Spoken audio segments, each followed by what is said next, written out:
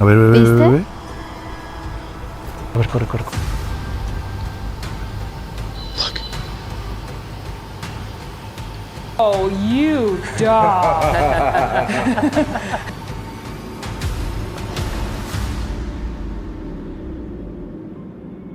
What's wrong?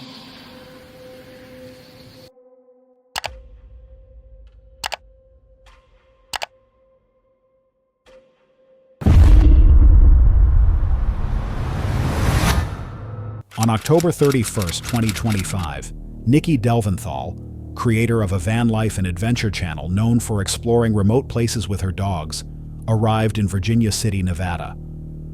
What began as a casual visit quickly shifted once she stepped into the Washoe Club, a building bound to tragedy and unexplained events.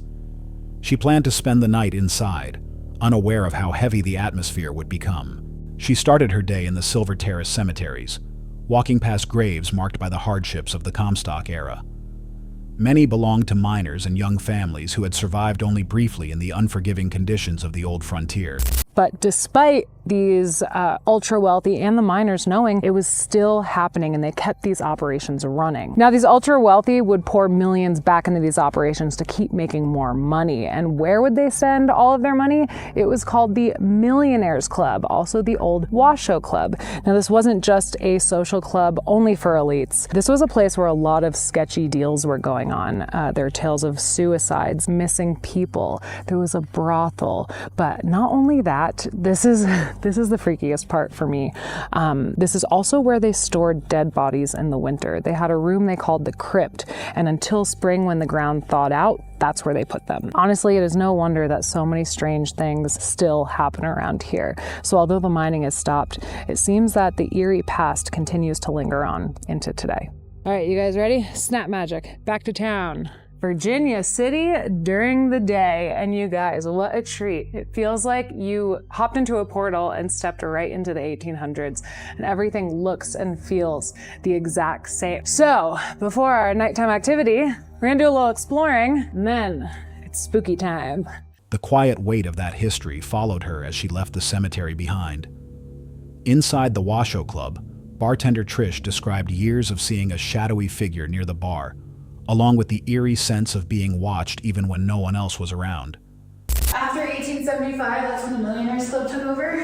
There was a bad fire in town. A lot of the buildings here have 1875 as the build year. They had fun up here for sure. And then eventually this building became a boarding house after the Millionaires Club disbanded. And then they were doing renovations in the 1980s and they messed a lot of things up, and so they ended up condemning the building. How long have you been bartending here? About a month and a half. I used to play pool here as a member, and so I really liked it here. And then they're like, "You want to bartend?" I was like, "Yes." And so this morning we saw a shadow person. It's like a shadow, so you just see a shadow. It's been weird upstairs too. I feel like, right when you go up into the stairs, like I've seen something just kind of peek. The light. Yeah, it's a peeker. So the paranormal event that was here last weekend, they saw the eyes. 3 different people on 3 different occasions, like eyes like this, come towards it and then go back and then peek behind around a corner. And so down here this morning, we kept thinking somebody was in here, and we were so closed, and slip around the corner, and the shadow would like go hide and be like, it was checking on us. We kept seeing it, both of us. And this is just in a month's time. It's just like every day. Every day. Yeah, because I'm here all the time. This room is the room I don't like, honestly. Yeah. The bartender can be kind of handsy. Whoa. Yeah. He's known to like breathe on people's necks. Oh. Like especially women. Look through red. We need extra flashlights. This room we call the Red Room. This is said to host more of the negative paranormal activity in the building. Okay. People do get scratched in here. People get pushed. People get their hair pulled. That sort of thing. He is known to slam this door. You could tell here where it's splitting from how hard it slams. And I've had it happen a couple times when I'm working here. I've worked here for about 7 months now. No, I thought I saw something go down the stairs just now. What? Got our first paranormal sighting, so get ready for a wild night, you guys. Let's go get our gear and get in here. Oh my goodness, they weren't kidding. This place really is a ghost town at night. Everyone is gone. Everybody's gone. That's creepy. It really is. The town is dead, no pun intended. Do you think it's because it's so haunted? Oh yeah, definitely. Like, yeah, it is definitely really haunted. Sometimes, like, I'll be walking home and I hear like things. I feel like sometimes I hear spurs walking behind me. Really? Yeah. Wow. So I'm gonna go venture on home now and hopefully don't hear spurs. Yeah. Well, thanks for setting us up. Yeah, of course. Bye. You see something out my window? She spoke with a familiarity that suggested these encounters had become ordinary for her. For Nikki, the building's silence felt strangely aware, as if something waited for her to notice it. On the upper floors, the atmosphere changed again. The Red Room, known for sudden equipment failures and physical encounters reported by visitors, seemed to drain the devices Nikki carried. Stories of scratches and pushes had lingered for decades, and the stillness inside that room held an unsettling weight. She continued forward, unsure what else the night might hold. See if it'll come through with some intelligent. That'd be interesting. I know, right? If you guys are here. Potential. Potential M unholy. Oh boy. The box said maze Upstairs up violent. violent. So we'll put the thermal camera upstairs. Yeah, Red Room would be a good room for Wherever the it. violent person is, he'll show himself maybe. The violent person? It's Possible. Okay. That would be the Red Room.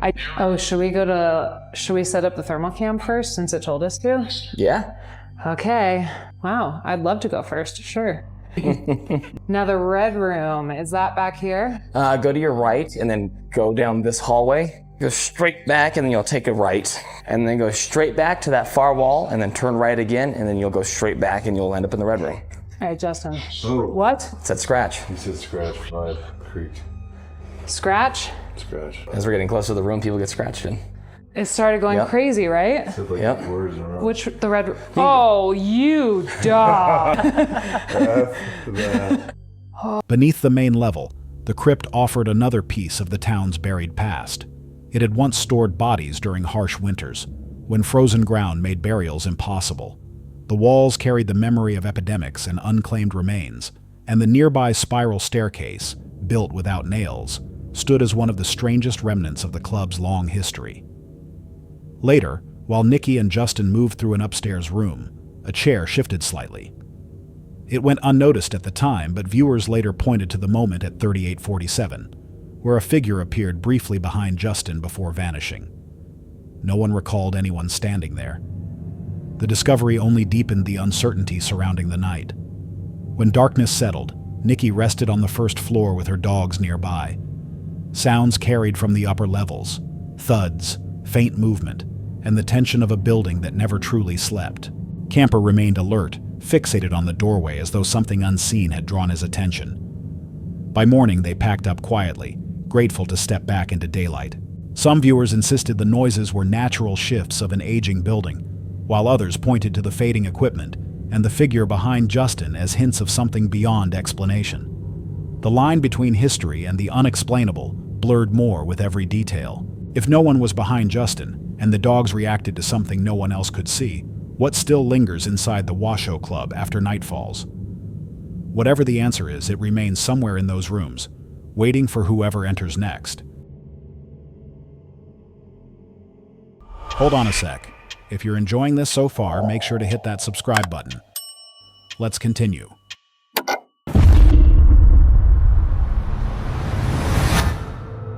On July 3rd, 2024, Jade and Mandy of Ghost Club Paranormal returned to the Mai Mansion in Virginia City, Nevada. Their channel is known for raw, unfiltered paranormal investigations, and this visit marked 1 year since their first encounter with the house's strangest activity. What began as a return trip quickly took on a familiar tension, the kind that makes a place feel like it remembers you. It was really, really emotional. She actually came through the mirror on the 3rd floor. I think it was through the mirror. I don't know, but that mirror, there's something about that mirror. But there's a twist now. There's now a second mirror that sits directly across from that mirror on the 3rd floor. Yeah, I don't know how I feel about that. I don't know Yeah. if that's gonna like mess up the experiment that we had for tonight or I what. have no idea what that's gonna, you know, the mirror work that I do, you guys. I don't know what's going on with this mirror just quite yet, but she said that it's from the 1860s. It's a very old mirror. Who knows what's connected to it? So having that directly across, which mirror to mirror creates an opening, a portal, so to speak. So It's gonna be interesting once we get up there. Yeah, totally. I'm excited. Yeah, I don't know. To be honest, the energy of the house, like, oh my god. Whoa! Stop. Dude! Stop. I'm not kidding, I'm not kidding! Oh my god, that's making me emotional. Dude, that was a full grab on my arm. Oh my god. I'm sweating. That felt like, here, give me your arm, give me, that was like this. Like that. Something's just trying to get your attention. That's a good sign. You guys. Also, I just want to. Are you You didn't hear that? That was like a. That might be me. No. That was like male. That still might be me. No, I don't know if I did that or not. Oh, okay. Keep going. No, but okay. I don't okay. know what's happening. I know. Okay, we're both really freaking excited because this is literally one of the most haunted houses in the whole of America. And we're not just saying that for you guys to watch this entire episode. Trust me, you're going to want to stick around because this really is the most haunted house in the whole of America. They started in the main hall, where a second mirror had been added to face the original one upstairs. The change was immediate. Jade flinched at the sudden sensation of a firm grip around her arm, something solid and unmistakable. It was the kind of beginning that echoed their first visit, and the house didn't seem shy about acknowledging their return. As they moved through the third floor, Jade recalled how, during their first investigation in 2023, a radio had switched on by itself and blasted static without warning, a moment that set the tone for everything that followed back then. This time, the activity surfaced differently. The cat ball lit on its own, and a clear voice came through the device beside it. "Roger!" And the atmosphere tightened just as quickly as it had a year ago. Near the stairway, Jade caught sight of something gliding across the wall, low, fast, and disturbingly similar to the creepy crawler they had documented the year before. The hall where it vanished felt charged, as if something had paused just out of sight, and the mirrored corridor waited with its own message. Thank you. Wow. Thank you. That is very clear. Were you a veteran? Oh god, I don't like that picture. That's fucking loud. Yeah, fucking banging going on and the cat ball's going on and there's two bloody goats in the picture. Cool. I thought we were talking. Oh, this is the most that the devices have went off the entire night. It's almost like it needed the energy from the camera to do this. Oh, for sure. Is it trying to get our attention to like over in this area? Is that why the ball keeps going off over here? Because look at these helmets. I know. Was one of these helmets your helmets? That's interesting. I feel like I'm actually feeling like World War II. World War II, is that correct? Rampod, yes, thank you. Okay. Beautiful. Thank you so much. I appreciate it. Are you okay? Holy shit, are you okay? Oh my god. Oh my god. Oh fuck. Oh. Are you okay? Oh my god.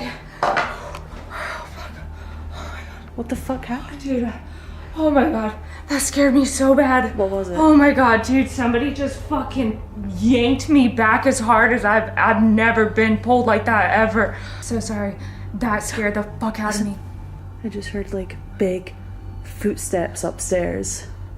Like boom, boom, boom, Like we boom. woke up the family. Did you think that it was done on purpose or do you think that it was just trying to... There's someone coming down the stairs. That felt like somebody was like fucking like taking me down. Like I've never... Aggressively? Yeah, like that was aggressive. Like, I mean, I got fucking yanked. Like full on yanked and my right between my shoulder blades. That felt aggressive. I'm so fucking mad because I felt like we were fucking talking to somebody too. I could feel him, I could see him, and then it was like all of a sudden something came in and just fucking yanked. I've never, my jacket, like dude, like that, oh my god, dude, I also just want to bring up, remember when we took a break, your camera was rolling, but remember I was standing here and I got that blanket and I put it over me, and as I was walking away, I said I felt like somebody grabbed the blanket with both hands and like yanked it down. yeah. And I don't know if that's actually captured on camera, like if you could see me walk away, I can pretty much guarantee you that you would see that blanket get yanked down. Righty. I feel like something just like tugged on this. Would the camera just pick that up? I don't know, I was fucking around. I just turned around and I felt like it just like that. Oh. On the back. But Maybe they don't like you wearing it. Maybe you got caught on that? no, that's not how I felt. That's like nothing. Oh. I was fucking around with the camera, so I don't know if it even caught you. I don't like that. Okay. Oakley dokley artichokes. I think whatever grabbed you was the exact same thing that grabbed me. You. Yeah. I'm not allowing them to trance me, and my entrance is in my back. It's in between my shoulder blades, and it's almost like they're like, "You fucking bitch, like let me in," you know. And that's what that energy felt like. At the pair of facing mirrors, responses turned strikingly personal. Words appeared one after another. Grandma, then we're family, mirroring the emotional reason they had returned. When Jade held a rosary tied to that intention, unseen by any device, the word necklace surfaced. It was too precise to dismiss, but the energy around them shifted into something sharper. The night's peak came without warning. A heavy door opened on its own, and later Jade was pulled backward with a force that left her stunned and furious. The rising instability in the building pushed them to end the investigation before the energy escalated further. The mansion had drawn its own line in the dark. Viewers later pointed out orbs, faint voices, moments where Jade's hair shifted, and footsteps near the stairs, details unnoticed during filming. Some believed the mirror alignment amplified activity, while others felt the entity consistently directed its attention toward Jade throughout the night. If the mansion reacted the moment she entered, and the strongest moments centered on her, was something waiting specifically for her return. Whatever remained behind those mirrors didn't seem ready to let them walk away for good.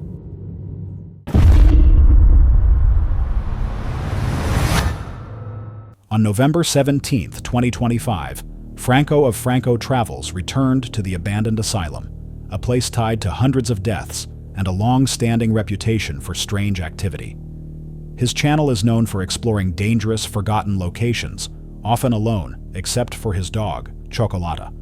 But from the moment they stepped inside, the asylum felt unusually alert, as if something recognized the intrusion. The tension began early inside room number 1. I am now in room number 1. This is where a lot of people used to stay here, sleep here, people that were pretty much mentally ill and couldn't pretty much survive for themselves. So they were brought into these places like this, these little facilities, kind of like Penthurst. And they were brought here where eventually they passed on, or they were let go or transferred to a different location. And there's many rooms that are just like this. There's also a funeral home that's also connected to this place. But I'm just walking through here now, and I already see somebody's shoes that they left here. Look at this. This was somebody's shoe that used to live here. See, it was worn out. I do get a lot of Penthurst vibes from this place though.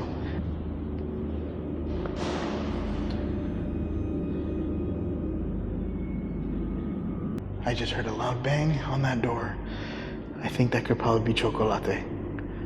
Thing is, I don't want Chocolate inside just yet because I want to see what noises I can get being in here without the dog distracting me. It's my first time kind of exploring this place. The good news about this place is that it's well protected, so there isn't like a lot of vandalisms or breaking in and destroying and stuff. But still, this place is pretty creepy just walking through here. Where the quiet broke with a violent shake from the window and a sudden bang near the doorway. Old belongings lay scattered around him, untouched for years, yet feeling far from abandoned. And deeper inside, the building seemed ready to respond. You okay, Choco?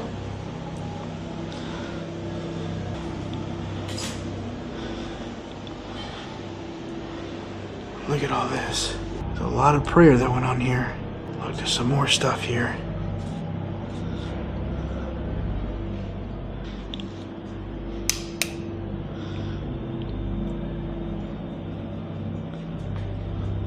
Choco, what you looking at? I'm gonna bring up the brightness here. It's a little bit loud here. Right behind this wall is the main road. Alright. Found a bathroom with a cabinet. Oh shit. Was that you? I just heard a loud bang right outside.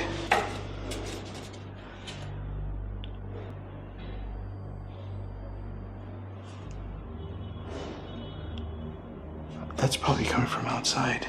You hear that?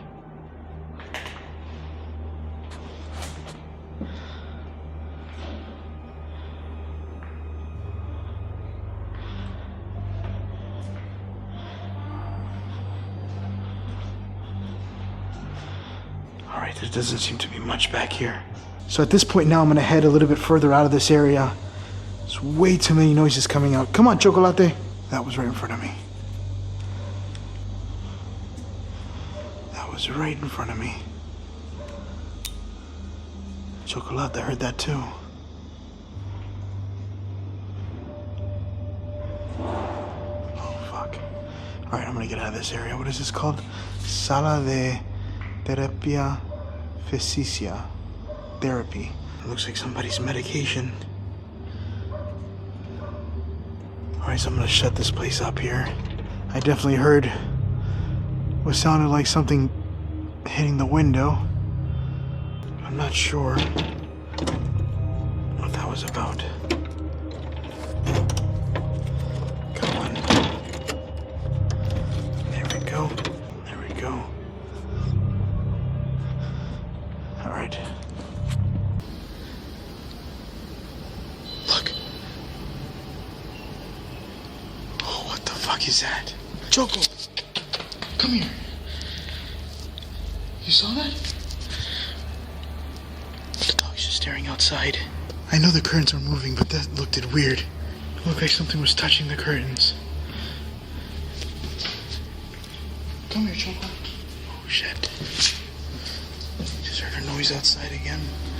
Thing is, a lot of the noises that I'm hearing outside could be just right over the wall from people's cars. I literally look like what... It looked like something touching the window. I want to see if it happens again. Hola? Oh, that was creepy. So the dog is just staring at this room here for no reason. In the next corridor, the curtain shifted as though brushed by something unseen, followed by a low moaning sound rolling through the hall. The sound wasn't constant. It rose and faded like a breath taken from the dark. And that was when movement near the windows caught his eye. A dark figure swept past the window, quick, sharp, and aligned with the same corner where earlier shadows had vanished. The shape pulled back the moment he turned, leaving only the stillness of the empty frame. But the doorway ahead led somewhere even more unsettling.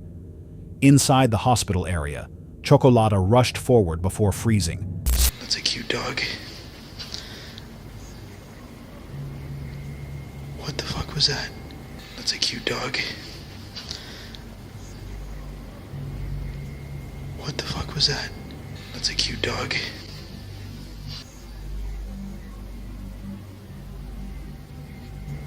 What the fuck was that? I just saw something right back there in the window. And right when I was recording it earlier, my camera completely just flat out died.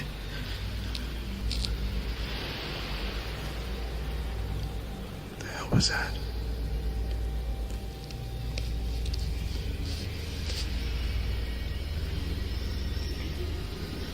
You hear him?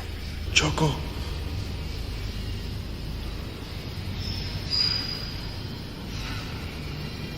It's a dog like... I can't hear. There's so much noises outside.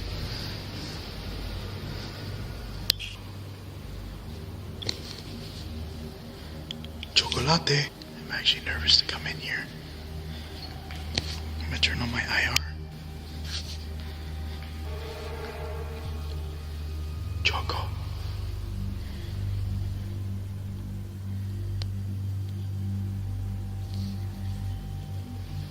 You okay, buddy?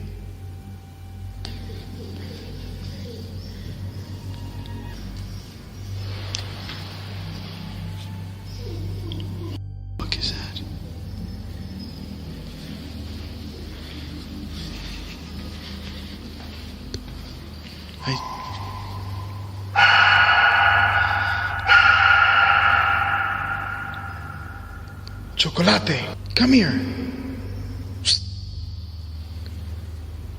I don't know why I got goosebumps right now. Right now I'm actually kind of scared. Fuck is that?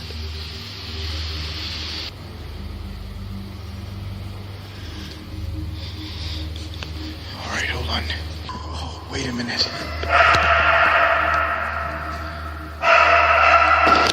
Oh my God. Perfect timing for that.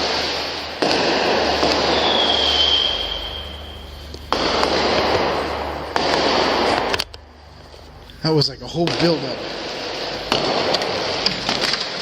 Yeah, this is locked. Jesus Christ. Now you come? I can't go outside, it's locked.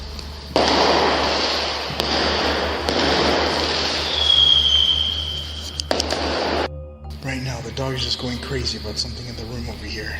And as I was going through here, I was hearing a lot of loud noises coming from this door. But the whole door is locked, I can't even go outside. What's wrong? Choco. Move, let me see.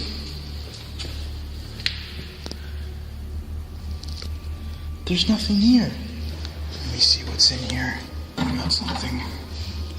Choco, what's wrong? It's just a toy car. This dog, as soon as I went in for this, it just ran away. Staring toward the cupboard with frantic whimpers. The dog's panic escalated as Franco approached the small toy car tucked inside, and his camera cut out moments later. And whatever caused that reaction didn't stay silent for long. When Franco returned alone, the toy car slid across the floor on its own, pulled toward the corner while the K2 meter surged in his hand. The activity peaked and then stopped as suddenly as it began, settling into a silence that felt heavier than before. Franco gathered Chocolata and ended the investigation, leaving the asylum behind for the night.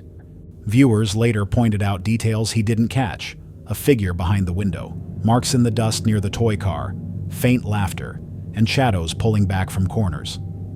Many noted how Chocolata reacted first, as if sensing something that stayed just out of frame. If the movement, the shadows, and the dog's fear all centered around the same room, was something returning to claim the toy, or watching him from the dark the entire time. The asylum's silence leaves that unanswered.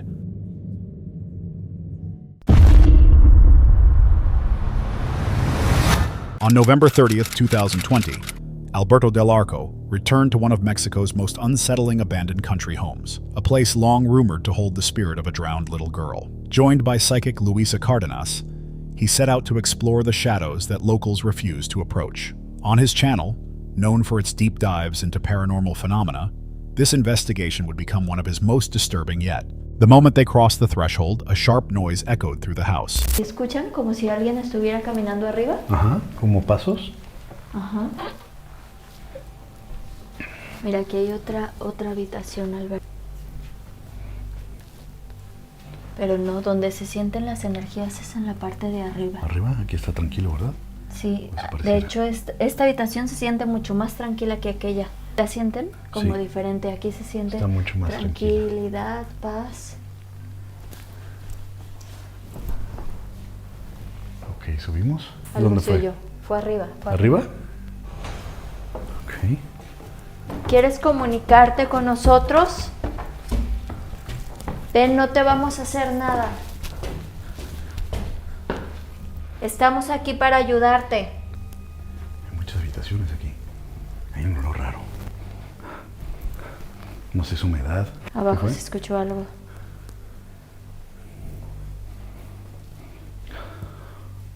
And a fallen rosary marked the floor as if something had pushed it there. Luisa sensed an energy that wasn't welcoming, describing it as openly hostile. Not long after, footsteps echoed from the upper floor, steady, deliberate, and coming from a space they hadn't reached yet. A feeling of pressure guided them deeper into the house. Upstairs, a heavy door began closing on its own, and the air inside one room grew thick enough to make breathing uneasy. The group pressed on, only to hear giggles drifting toward them from outside. At the balcony, Alberto caught sight of a small figure running off, followed by faint cries near the pool where the little girl had once drowned. Every sound pushed them toward the yard as if something wanted to be found. The tension peaked near a small storage room where a girl's silhouette appeared for a brief second, Long hair, small frame, and a quiet retreat into the dark. When they reached the doorway, the room was empty, filled only with scattered toys.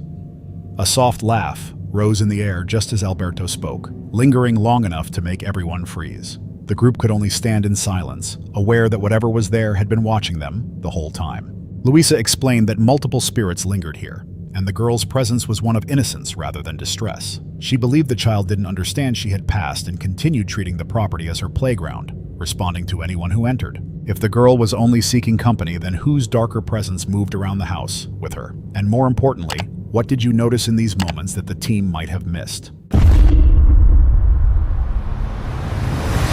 On October 17, 2023, deep in the woods near Waverly Hall, Georgia, Robert from Sidestep Adventures into History returned with Mr. Dan to explore a long-abandoned home known as the Old Willis Place.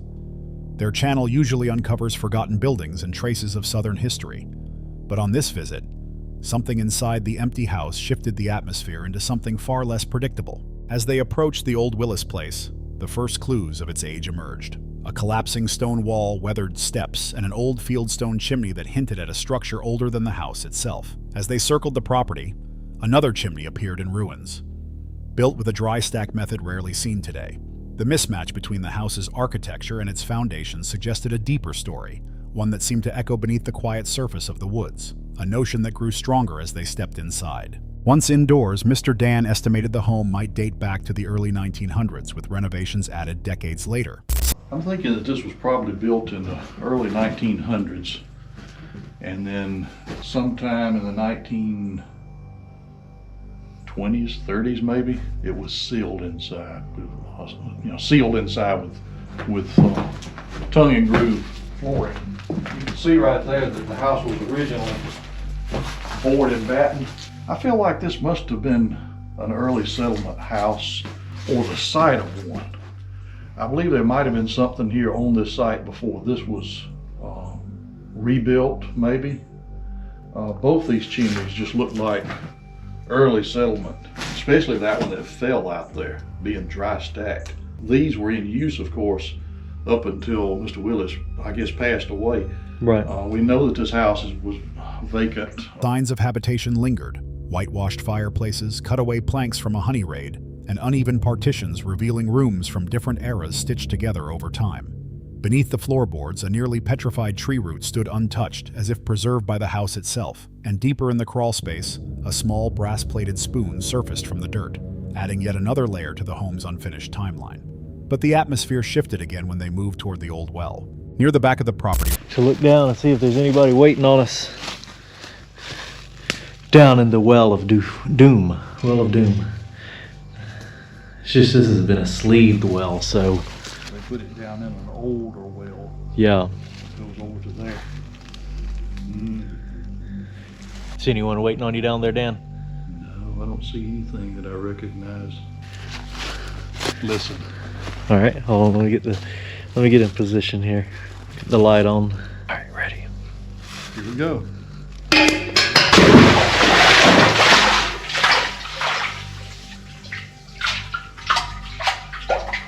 That is a deep well. You've awakened it, Dan. Yeah, let's get out of here.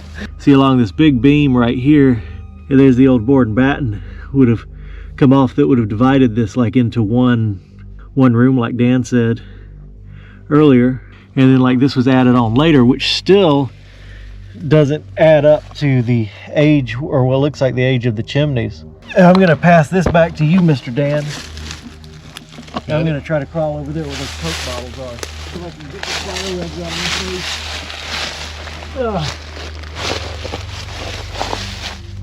So that's a 1958 Coke bottle, right? What is that?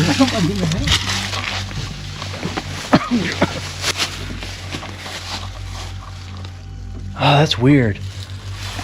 Here.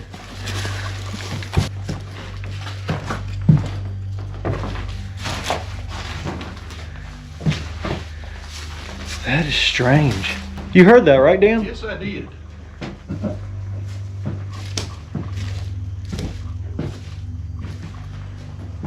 That was weird. All right, that's enough of this old house for a minute. We're gonna go look at something else.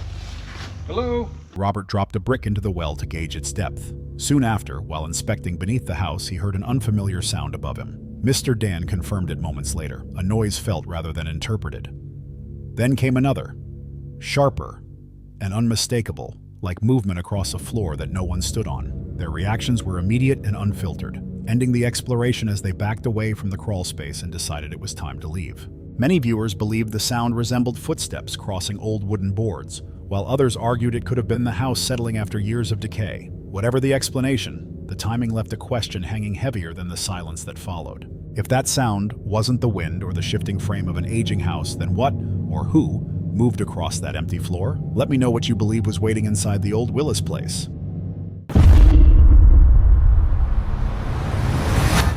On November 10th, 2025, Dawson Toller returned to the remote Cades Cove Primitive Baptist Church, a century-old structure tucked deep in the Appalachian Mountains. His channel is known for exploring real paranormal claims, and tonight he was joined again by Michael, still carrying the weight of their Bell Witch Cave encounter. The church and its graveyard were silent when they arrived, but the silence felt like it was only borrowing time. Ladies and gentlemen, welcome back to the channel. What a series October was. Me and Michael are back. This is the first investigation I have done and Michael has done since our last experience at the Bell Witch Cave. Oh my God, Michael, holy dude, stand still. And today we are back at the Primitive Baptist Church. And if you remember the last time we were here, we actually did get potential activity with some knockings going on and the music box. So we decided to come back. I also wanted to check on Michael. So let's go ahead and head in, talk about the haunting, talk about the place, and let's get into it. Before beginning the investigation, they talked about the unease that lingered from Bell Witch Cave, the place where Michael had been scratched, and the experience that made him hesitate about returning to the field as his child's birth approached. Dawson revisited the church's dark connections, recalling the pastors whose history intertwined with Josiah Gregory. This is the Cades Cove Primitive Baptist Church, an Appalachian horror with terrifying paranormal stories and a brutal connection to the Appalachian Death House, which was released just a few weeks ago. This church was founded in the year 1827, but without a proper location, many gatherings took place in nearby cabins, homes, and other buildings, and it wasn't until 1832 that a long-term church was built, eventually outgrowing the size, torn down, and erecting this current version in the year 1887. The cemetery outside the church is the oldest cemetery in Cades Cove. 399 total graves have been documented, but many of them are unmarked. This isn't from a nefarious reason. This is due to the stones sinking into the ground, and the fact that some of the gravestones were no more than large rocks that tourists have taken over the years. The same figure tied to their Appalachian death cabin video. The evening still looked calm, yet every memory they mentioned carried the same quiet warning. And once the light finally slipped away, the mood inside the old church changed with it. They stepped into this church at full dark, placing the music box and static box where activity had occurred before. I thought I heard it again. A knock or a whistle? A knock. If you remember us, could you please just doom, 2 knocks. If you do not remember us, could you give us 1 knock, please? I heard it. There's no way that it's just, because we sat in here earlier off camera for a good while, just like we sat right here on this pew. It was quiet. And I was listening. I'm like, is there any noises? You know, like just trying to, a baseline for my own ears. And now there's knockings all of a sudden. Oh, right there. I was talking, guys, you're not gonna be able to hear that, but that was fairly loud. That one sounded closer. Yeah. Sounded like it could have came from the back row of the pew. Are you in here with us? What the fuck? Right there. Oh, right there. What is going on? Guys, there's no... If that is you, thank you so much for communicating with us.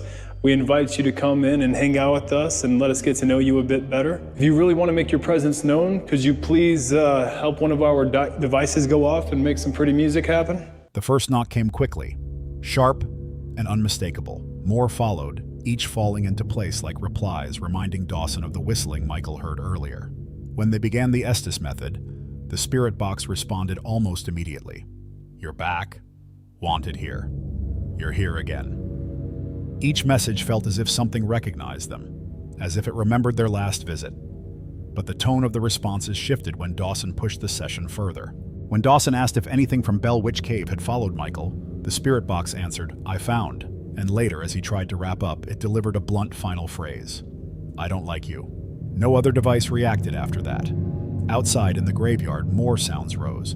A loud strike near a nearby structure, then the crack of a branch somewhere deeper in the woods. With bear spray left in the car and the disturbances continuing, they chose to end the investigation and head back to safety. The responses suggested a presence that recognized their return, and some viewers believe Dawson's interruption provoked the hostile message.